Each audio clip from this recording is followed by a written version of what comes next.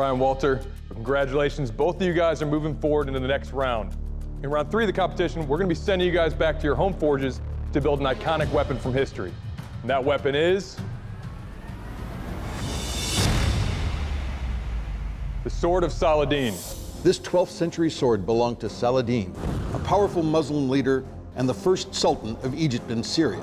Believed to have been forged from steel far superior than any other weapon of the time, the sword is rumored to be the sharpest in history.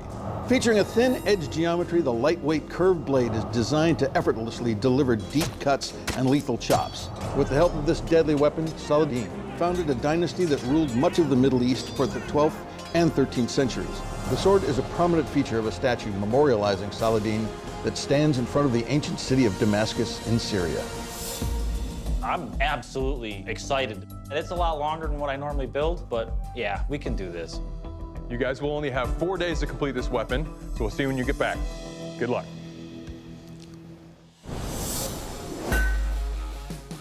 We're back here, Baranowski Nike Tool in good old Springville, New York. I'm ready to get after it. My biggest concern is time management. When you're on a time challenge like this, every minute is precious. Curve's going pretty well. I'm done with my forging. Head straight to the grinder and start cleaning this thing up, make it look right. Time to quench.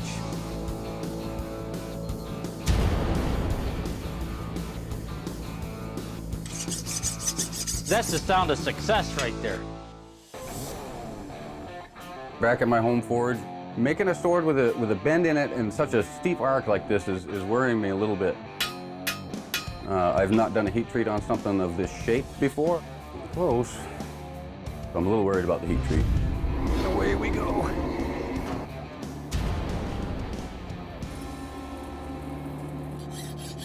Oh yeah. That's it. I get the quillion on it. I like it. And I get the pommel built pretty much the shape I want. This is emerald dyed box elder burl. I want it to look jeweled without actually being jeweled. So I got everything pretty well rough fit here. I'm just kind of pecking away at it, going slowly. Nobody is going to be able to complain about that handle at all. This has been a hell of a ride, but I hope that can bring me home the bacon. Bladesmiths, welcome to the keel test. To find out what kind of lethal damage your weapons will do, I will take your version of Saladin's sword and deliver some lethal blows on this ram carcass. Brian, you're up first. You ready for this? No, but I guess you got to do what you got to do. Absolutely. Let's do it. To see that animal sitting there with the horns hanging out, it's nerve-wracking. It's pretty hard on a blade, so I'm not sure what's going to happen.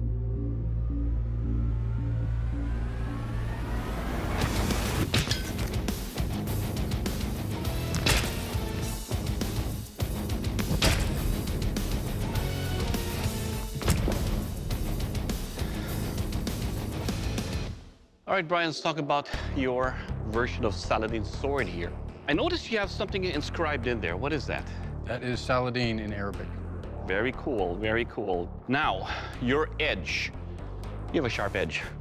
This is a very tough ram carcass. On the neck chops, it cut deeply. And of course, on the body, it cut through in 3 slices.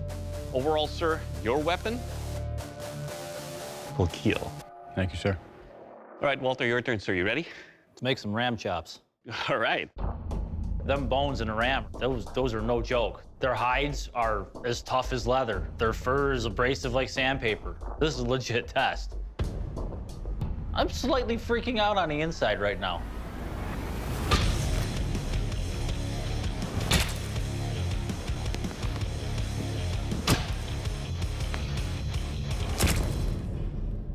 Exactly this man. All right, Walter, first up, your edge. This is a wicked sharp grind. Actually, when it sings to me when I just touch it and pull it out. It is sharp, cutting through hair, a thick spine, and into the meat. Overall, sir, your weapon will kill. Thank you, sir.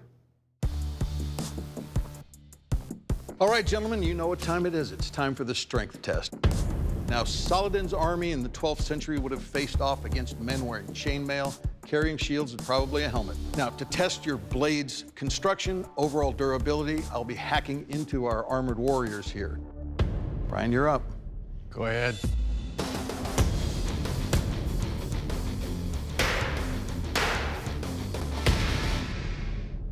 Wow. Whew. All right, Brian. Blades this sharp and with this kind of edge geometry often take a fairly substantial rolling when they go up against armor. Yours really didn't. I mean, there's like 3 spots I can feel if I run my fingernail along it. Just beautiful job. Well done. Thank you, sir. All right, Walter, you're up. Let's do it. Okay.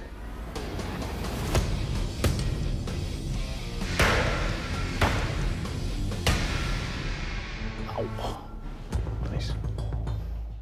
All right, Walter, there's a little bit of a glinting and a little bit of a rough spot here, here, and maybe here.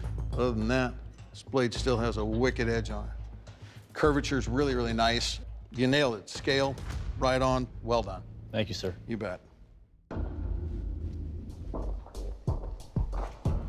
Close race.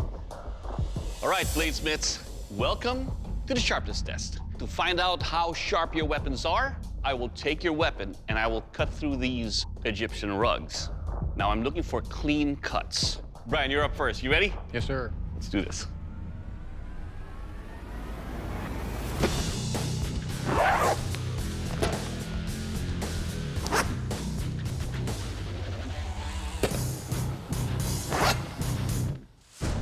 All right, Brian, let's talk about your blade here. It is razor sharp. As I punctured and cut through the carpet, there were very clean cuts. Overall, sir, your edge, it will cut. Thank you. All right, Walter, you ready? Absolutely. Let's do this.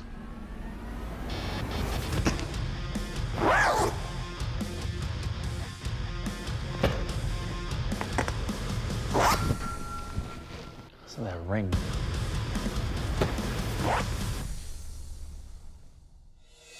All right, Walter, let's talk about your weapon here. Razor sharp. It was easy to penetrate, very easy to drag across. These are very clean cuts. Overall, sir, your weapon, you will cut. Thank you, sir. All right, gentlemen, the judges have made the decision. Today's champion is Walter. What? I'm just in shock. I can't believe this. Now, unfortunately, Brian, that means you did not win today. This is the closest decision I have ever had to make, ever. Brian, you brought us an absolutely beautiful weapon. It tested fantastically. It felt fantastic in my hand. We made this decision based on the smallest of details, and it came down to the curvature of the blade. Yours just has a little wobble in it, the other doesn't. It's that close. You should be incredibly proud of that blade, and it was an absolute pleasure to be able to wield it. Thank you very much. Brian, unfortunately, that means you didn't make the cut today. I'm gonna have to ask you to head off the forge floor. Bro, it's been an honor. I'm a little disappointed to not be in the winner's circle, but very proud of the fact that Dave said it was one of the hardest decisions they've ever had to make. Feel I did pretty good. Well, Walter, congratulations, buddy. You are the Forge and Fire champion. You'll be going out of here with a check for $10,000. How do you feel? I don't even know right now. I won. I can't believe it. 10 grand is nothing to sneeze at, but I want to take a portion of it and donate it to some kind of cancer organization. Cancer's taken a lot of people away from me that I care about. It took my dad, and I want to be able to give back a little bit. What a wild ride.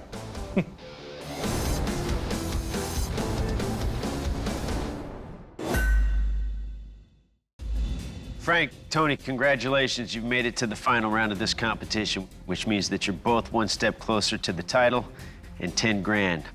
Now we're sending you back to your home forges to recreate an iconic weapon from history. The Sica Sword. The Sica is a short but dangerous sword widely used by gladiators in ancient Rome. Since it was customary to fight with armor, the blade featured a sharp curve specifically designed to get around an opponent's shield. A gruesome killer, warriors would use its lethal inner edge to sever limbs, or the blade's deadly point to hook into the jaw and pierce through the head. Today, the Sica is often depicted in popular culture during graphic gladiator battles, most notably in the television series Spartacus, Blood and Sand. Good luck, bladesmiths. We'll see you in 5 days.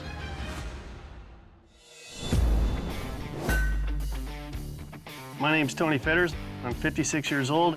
I was a SWAT sniper for about 8 years. I haven't decided what I'm going to do with the $10,000 when I win it, but I'm sure the wife's going to let me know. The biggest thing I got to do is get my welds perfect, because if they are tight, my billet can fall into pieces. Bending a piece of steel can be difficult. It's a drastic bend, but I got this. The heat treat is what gives the blade life. Without a good heat treat, you just have a hunk of steel.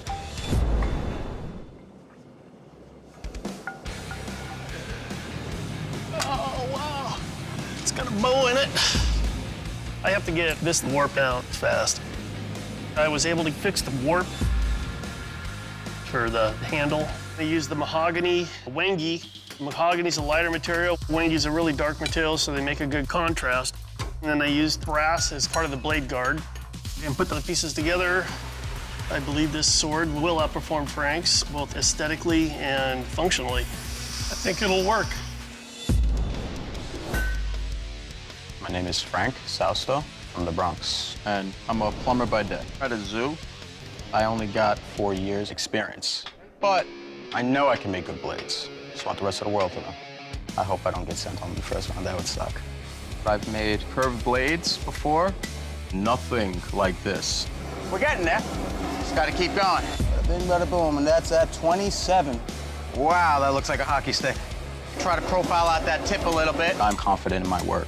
The quench tank I have now is a little too thin, and the blade will not fit, so I had to come up with something. You really shouldn't make a quench tank out of a wood box. There's usually a lot of flames when you quench a blade, so it could definitely flame up. I really put everything I had into it. Getting this angle right, and during the quench, the blade could warp or break or shatter. All that work could just be for nothing.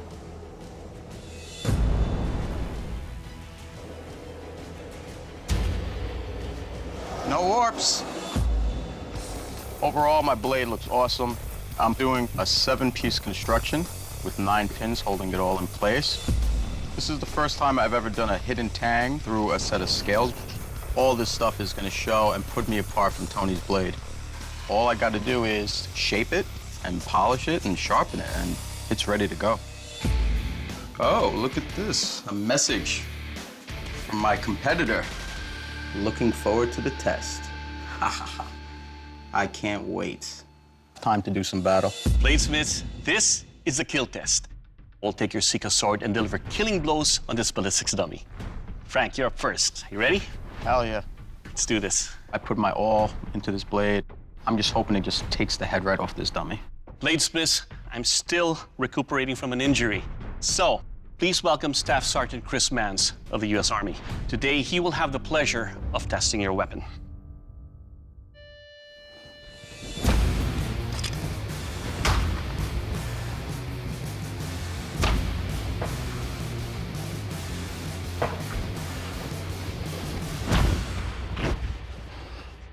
Nice. Well, Frank, your blade is sharp. In combat, the Sica is sometimes using its curve to pull away the sword and come in. In this case, he pulled away the head. Overall, your weapon will kill. Thank you. Tony, you ready? Mm-hmm. Let's have some fun.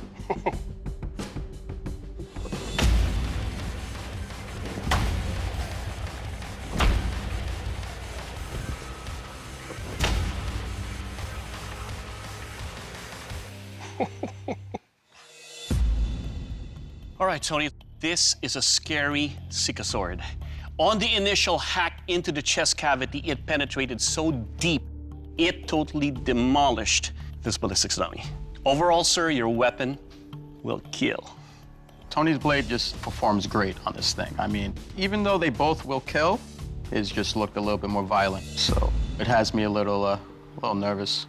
Gentlemen, this is the strength test. In order to test the strength and durability of your blades, I'm going to attack these shields. Remember, this test is all about what the shields do to your weapons and not what your weapons do to the shields. Frank, you're up first. Are you ready? Yep, let's do this.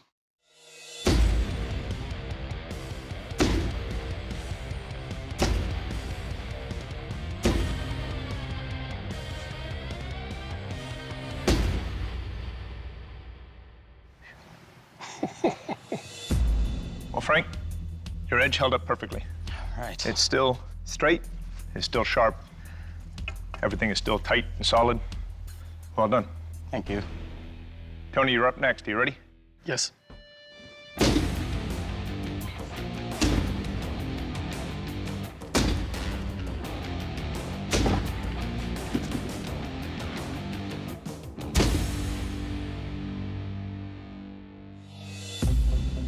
Well, Tony, your edge held up perfectly as well.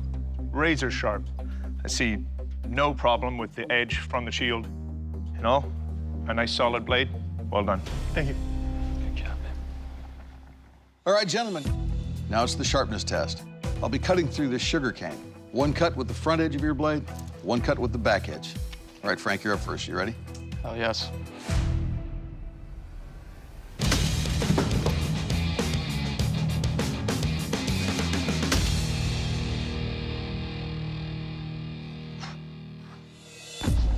All right, Frank, right off, your blade's got a really nice balance to it.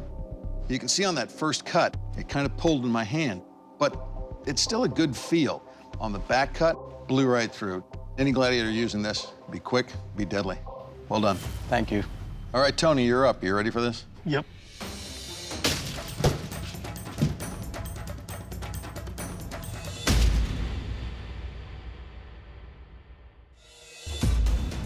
So, Tony, is it sharp? Yes, it's very sharp, and it cut very nicely. It's still right, still tight. Well done. Thank you.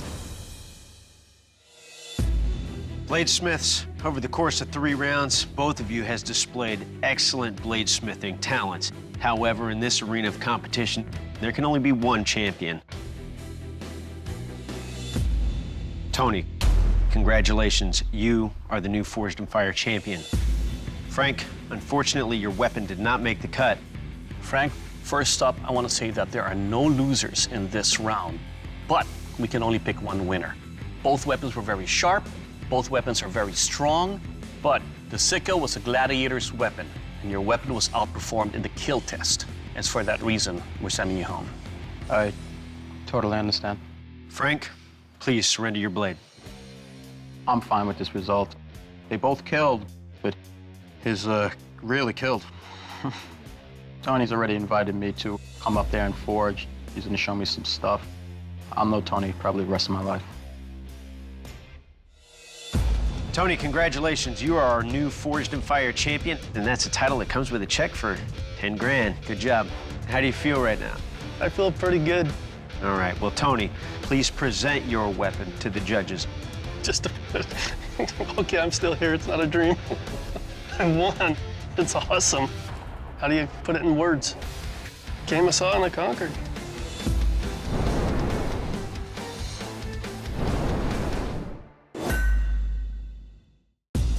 Todd, Michael, congratulations. You've made it into the final round of this competition, which means that you're both one step closer to the title of Forged in Fire champion and that check for $10,000.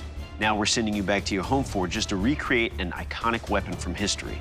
That weapon is the Kampilan. Good luck. We'll see you in 5 days.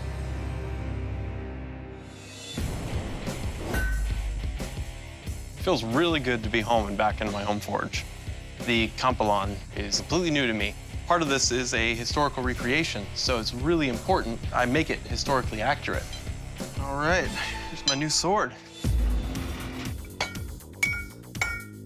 That's good. I'm really nervous because it doesn't take much for this to get messed up.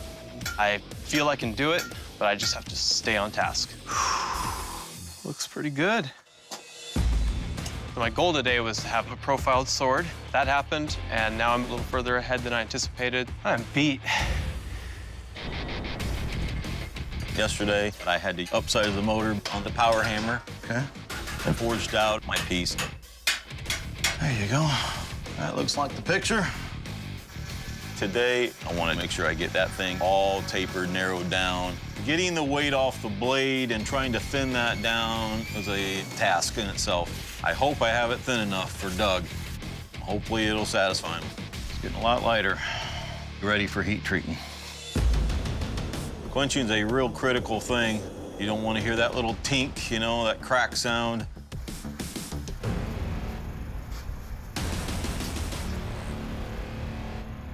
Woo! Oh, this one looks good. No cracks, no warps. Hey, yes. I'm very happy with it. Lord, thank you, Lord. Today, I'm gonna cut the spur out of the tip of the blade. All right, here we go. There's a lot of bad things that can happen here. Taking a chisel to any part of your blade can result in unfixable blemishes.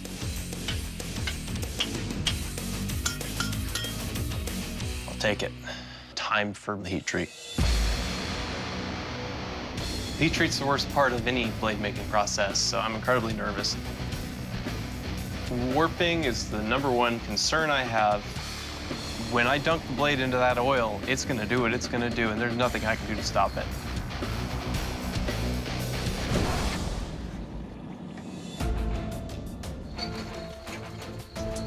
My gut wrenches. Warp. Sucks. The thinner the steel, the more tricky it can be to get the heat treat to go off without any issues. But as I look at it, I like it. Took kind of a scimitar warp, adds character. It doesn't go side to side, it bows up, kind of like a katana. That is the best warp you can possibly take on. I will take it. Today, I think the plan is probably eating sawdust. Gonna work on that handle. The way it's designed is a little unusual. The handle has that protruding Y that comes up towards your arm. It looks like it would be uncomfortable to yield, but it's their blade. I'm just making it. Mark up the front guard and cut that one out. I'm gonna do the top guard as one piece and fit it to the handle. It does kind of look like a raptor, kind of. It's not what I was going for, but that's what it turned out to be. It's a dinosaur. I'm a little apprehensive on testing. If something crucially goes wrong, I won't have a blade to turn in, so I'm gonna leave this to the judges to test. Very nice. It looks good. It's a done deal. This is my last day. I feel pretty good. Just need to grind the tank, fit it to the handle, and just make stuff pretty and sharp. The handle material is a big block of mahogany. Mahogany is a traditional wood. It's tough, it's rot resistant, so I don't have too many concerns about going into this. Getting this handle put on, and that is the point of no return. My only reservations with this blade are that it's hefty, but a lot of my research pointed to the fact that this is a heavy sword. For the royal flair of this sword, genuine human hair. That is something that was on these handles, so it's merely for historical accuracy. And it's funny. Well, it's a Kampilan. All right, gentlemen, to test the sharpness of your blades, I'll be chopping through our cat's cradle of rope here. Now, Todd, you're up first. You ready? I am.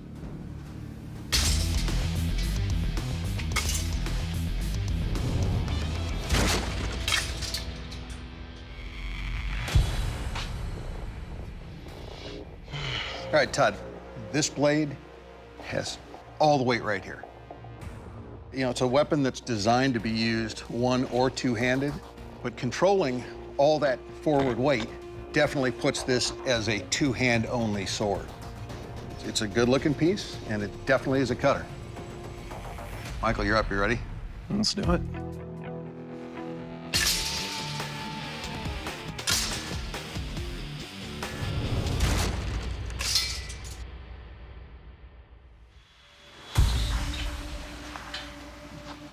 Still a very heavy weapon. I would have zero confidence swinging this one-handed that it wouldn't get away from me. But the weight distribution on your blade is further back, which gave me quite a bit more control to chop those ropes. It's definitely a cutter, so good job. Nicely done. Thank you. Bladesmiths, this is the kill test. I'm gonna take your Kampilan and deliver lethal blows on this big carcass. Todd, you're up first. You ready?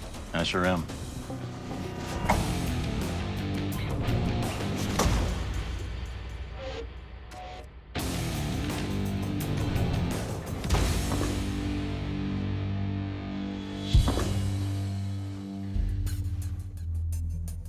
All right, Todd, the swing over here, almost cut all the way.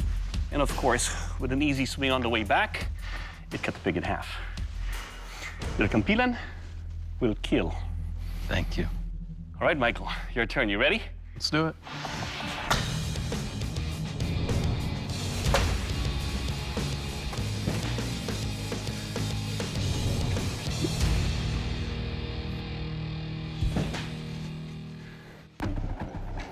All right, Mike.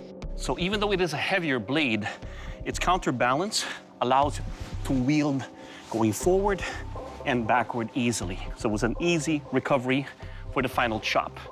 Overall, your Kampilan will kill. Thank you. Good job. All right, gentlemen, to test the strength and durability of your blade, I'll be chopping into this green bamboo. Bamboo, it's hard stuff. If you didn't harden your blade right, there's a flaw in it. This will tell it. I am praying that my edge holds up.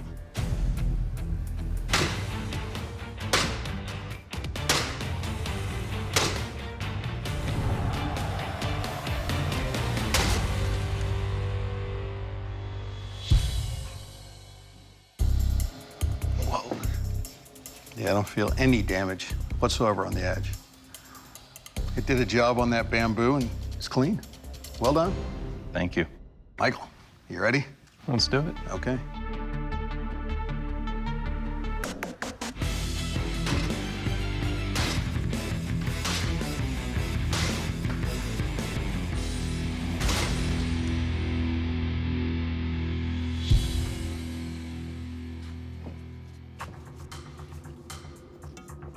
Well,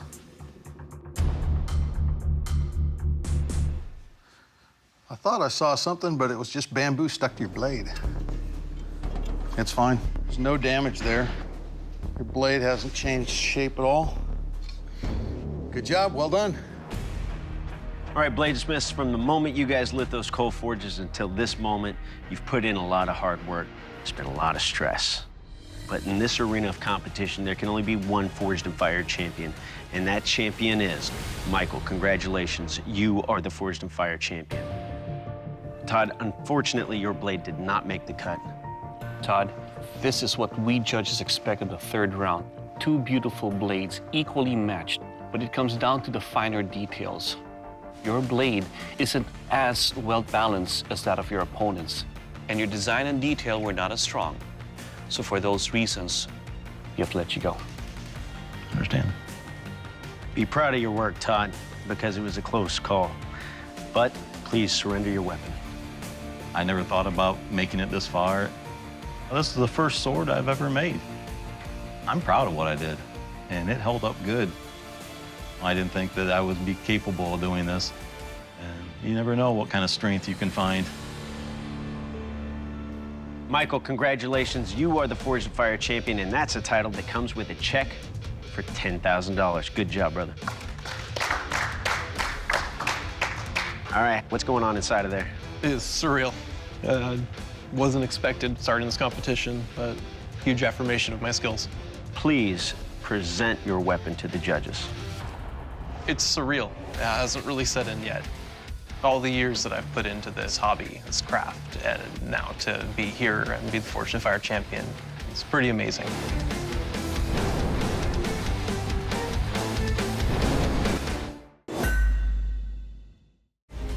Andrew, Tim, congratulations. You've made it into the final round of this competition. So now we're sending you back to your home forges to recreate an iconic weapon from history. The Shamshir. Descending from the saber family of swords, the Shamshir, which means curved like the tiger's tail, first gained popularity in Persia and quickly spread throughout the former Ottoman Empire. Light in weight and easy to wield, this deeply curved sword featured a thin blade and a tapered tip that was most effective when delivering sweeping or hooking strokes, and was sharp enough to slice adversaries in two. Although use of the sword declined in the 20th century, it was rebirthed as one of the main weapons of the protagonist in the film Prince of Persia, The Sands of Time. Good luck, bladesmiths. Good luck, Tim. I'm very excited to be back to my home forge. I'm going to do a low layer, random pattern Damascus blade. I feel that the judges will appreciate the extra effort. Ideally, I would like to have my billet welded up as quickly as possible, but the Damascus is taking a little bit longer than I expected, so I might be a little bit behind, but I think it will set my blade apart from Tim's. We're here in my home shop in Andrew, North Carolina. It's the first blade of this length that I've ever done with such a major curve in it, and it's a hot day. I forge probably 98% of what I do on the power hammer. But I keep hearing this hiss. I said, something is not right. Anytime you see smoke on a compressor, that's not good. We're in trouble. Without the air compressor, I can't use my power hammer. It's all gonna be by hand. So this is gonna be fun. Yesterday, I spent most of my time shaping the blade. Today, I need to pick up a pace.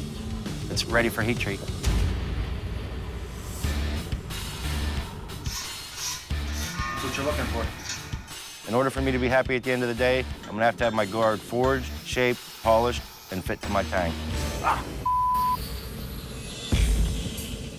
Definitely have a lot of struggles with this guard. It was looking really good, but I got off center with my cut, and I broke the languette off. I just wanted to throw.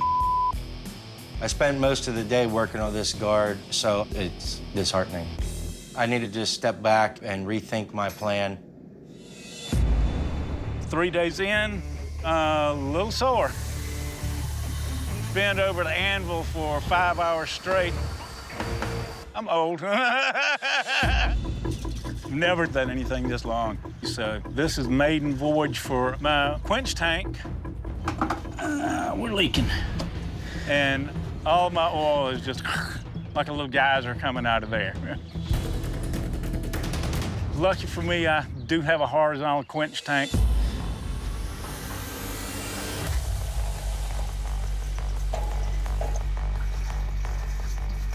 I see a bow here and a bow there.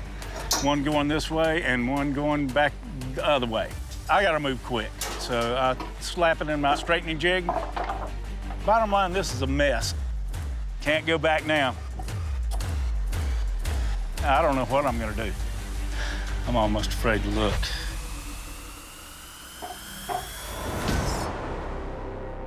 We are straight. I took a file.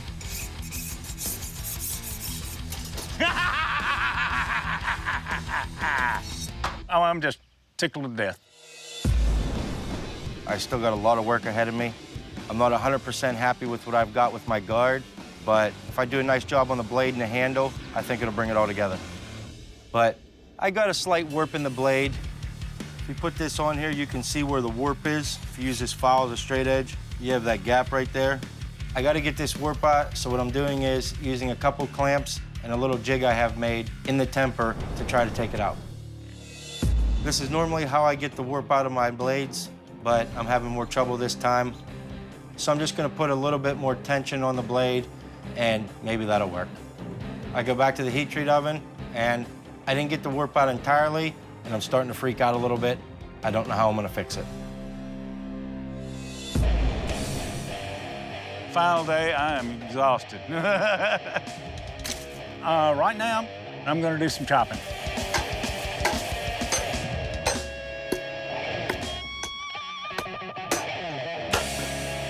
It did fantastic. I know I've got a sword that will perform. Now it's just getting the look down. This is all about how it feels in the hand. One thing I always do when I make a handle, I grind a bit, I put it in my hand, I close my eyes, I don't even look at it. Light grip, squeeze it hard. Overall, I feel fantastic. I'm very confident that it's a $10,000 blade. To test the sharpness of your weapon, I'll be cutting through these 3 fish. Andrew, you're up first. Are you ready for this? There goes nothing.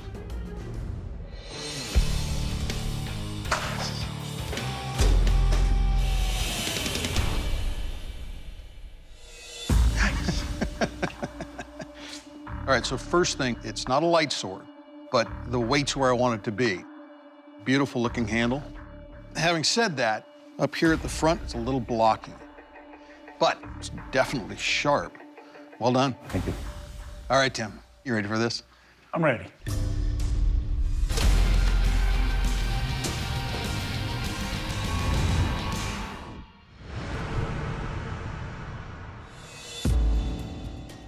This blade is wonderfully fast and light. Your handle, I like the construction of it. What I have a problem with is this transition. The two materials, it creates a bit of a lip. If that wrap went all the way down, I think I would feel pretty good. Having said that, this is a beautiful piece, and it is definitely a cutter. Thank you. To see what kind of lethal damage your weapon will do, I will take your Shamshir and deliver slashes and a thrust on these pig carcasses. Andrew, you're up first. You ready? Let's do it.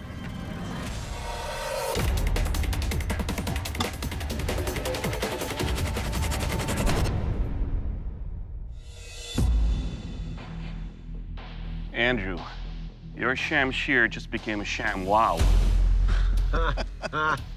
Your blade on the initial thrust penetrated easily and it lacerated cleanly into the carcass.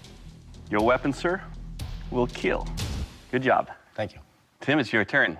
Shall we have fun? Let's do it. Let's do this.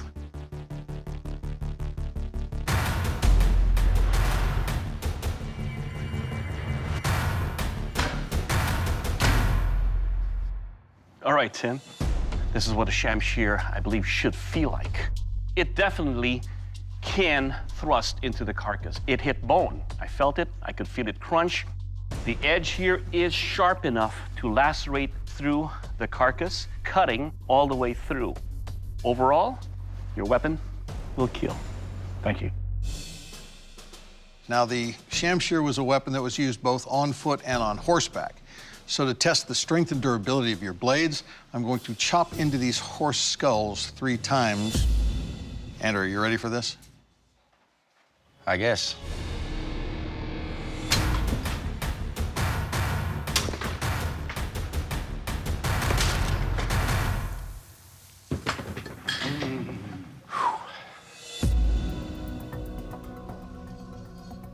So right off, I can feel a slight rolled section where the edge is just deformed a bit.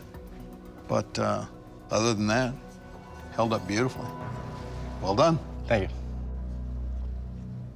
you. Good smile, Tim. It's your turn. Let's go.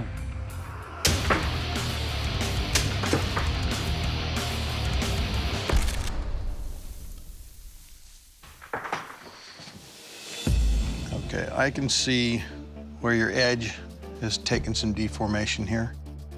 It's light and it's fast, but it looks to me as though your blades picked up a slight roll that way that I did not see before. Your blade goes off at a bit of an angle. Bladesmiths, a final decision has been made.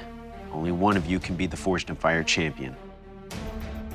And that champion is Andrew. Congratulations. You are the Forged in Fire champion and will be receiving a check for $10,000. Yes. Tim, please surrender your weapon. Obviously, I'm a little disappointed. I wanted to win, but I'm very proud of the Shamshir that I made. I enjoyed the competition immensely. It's been one of the highlights of my life. Andrew, congratulations. You are the Forged in Fire champion, and that's a title that comes with a check for $10,000. Yes! I definitely feel relieved. It feels great. I mean, I came here to win and prove to myself that I was able to do it and I can hang with these other guys with their credentials and whatnot. I don't have any of that. I'm just a guy from the woods, you know?